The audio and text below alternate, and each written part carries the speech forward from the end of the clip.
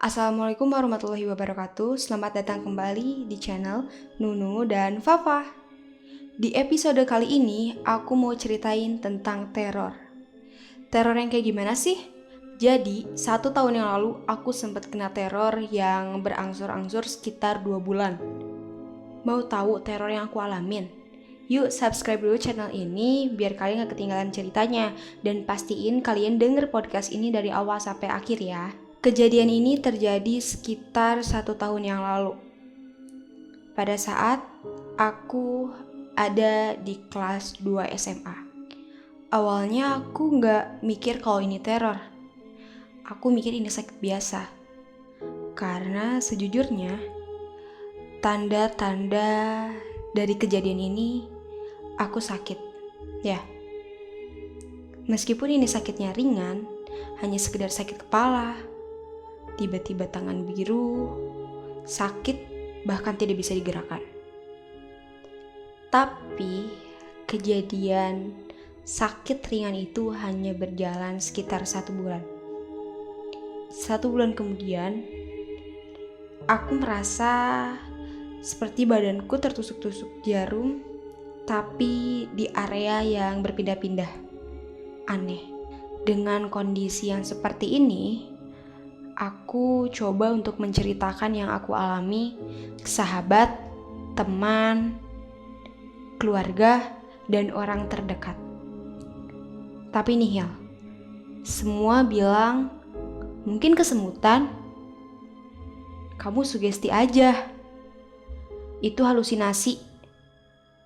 Beberapa hari kemudian, di sekolah, aku bertemu dengan salah satu temanku yang dimana dia bisa melihat mereka yang tidak terlihat. Dia bertanya, ada apa? Apa yang terjadi? Tapi aku takut jika ini semua memang halusinasi. Akhirnya aku bilang, gak ada apa-apa. Setelah pulang sekolah, hari menjelang malam, aku kembali merasakan badan yang tertusuk-tusuk jarum namun berpindah-pindah tempat. Aku bingung harus bercerita kepada siapa, karena tidak ada yang percaya. Akhirnya aku memutuskan untuk menghubungi salah satu temanku yang dimana ia bisa melihat mereka yang tidak terlihat. Dan setelah aku hubungi, dia meminta foto bagian tubuh mana yang sakit. Akhirnya aku kirim foto tersebut. Setelah aku tunggu beberapa menit, dia mengirimkan jawaban. Dia bilang, kenapa badanmu seperti banyak luka, seperti tercabik-cabik. Hal ini membuat aku terkejut. Masa sih? Padahal kan gak ada apa-apa. Akhirnya, aku memutuskan untuk menghubungi salah satu sahabatku yang juga bisa melihat mereka. Dia bilang, kenapa tanganmu seperti tercabik-cabik? Ada banyak bekas luka.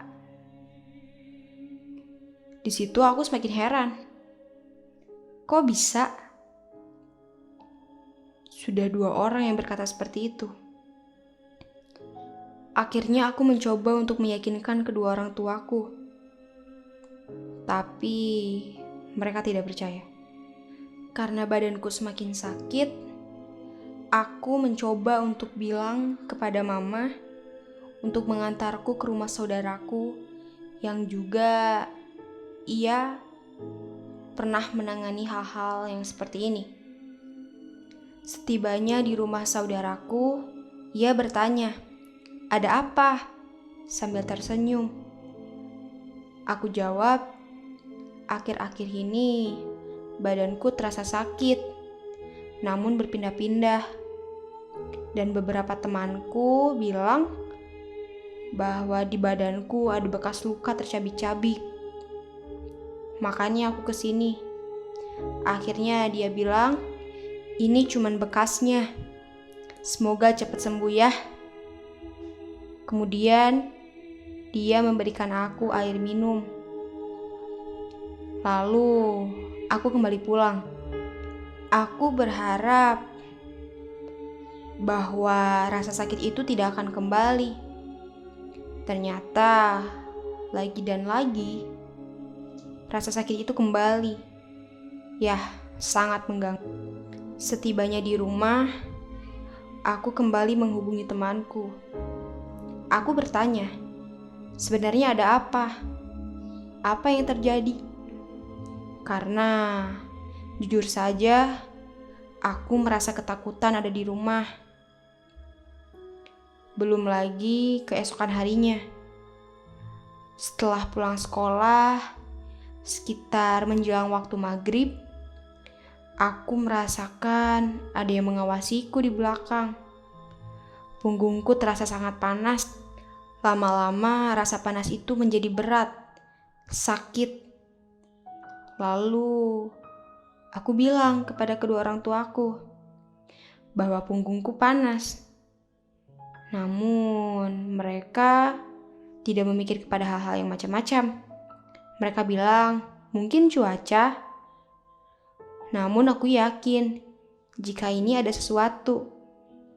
Akhirnya aku menghubungi salah satu temanku. Dia bilang, ada sesuatu yang datang. Dia sedang mengawasimu. Aku kaget. Siapa dia? Dari mana? Ada apa? Mau apa?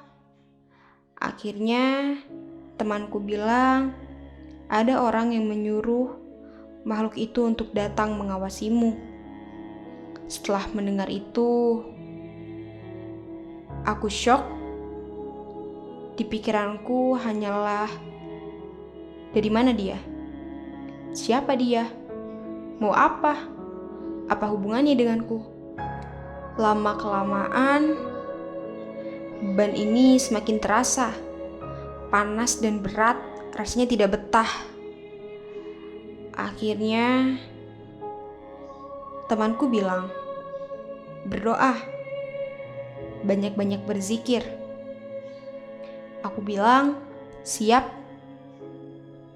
Lalu entah kenapa, hawa rumah semakin panas. Lalu temanku bilang, dia memiliki kekuatan yang besar.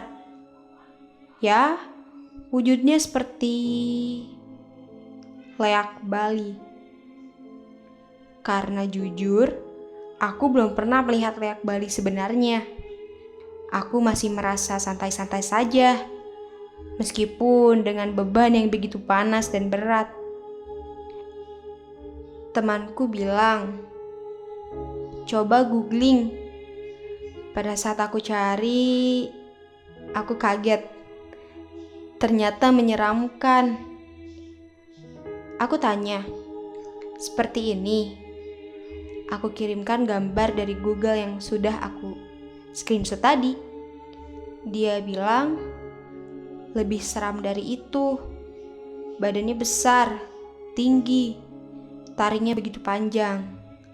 Kukunya panjang dan runcing. Aku akan coba mengatasinya. Begitu beraninya temanku berbicara seperti itu. Padahal aku juga bingung. Apa yang bakal dia lakuin? Dia bilang, perbanyak doa. Doa dan doa.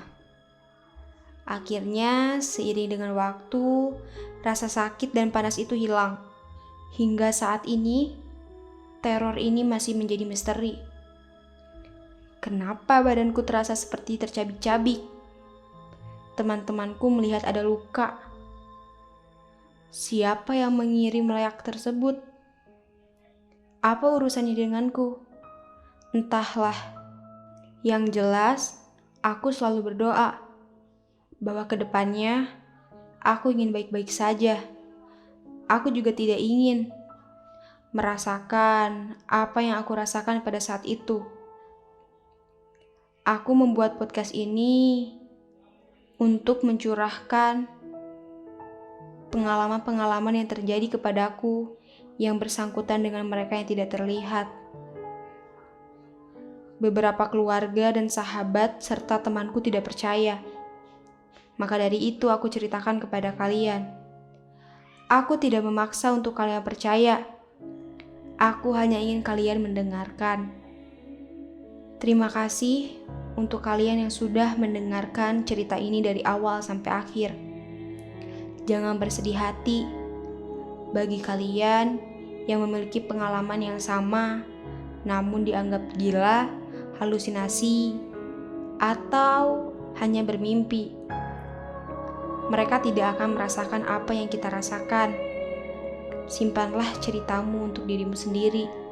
Sampai suatu saat nanti, mereka percaya apa yang kamu alami. Mungkin cerita ini akan berakhir sampai di sini.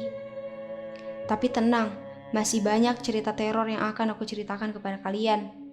Jangan lupa untuk subscribe channel ini dan nyalakan lonceng notifikasinya agar kalian tidak ketinggalan cerita selanjutnya. See you next time. Bye-bye.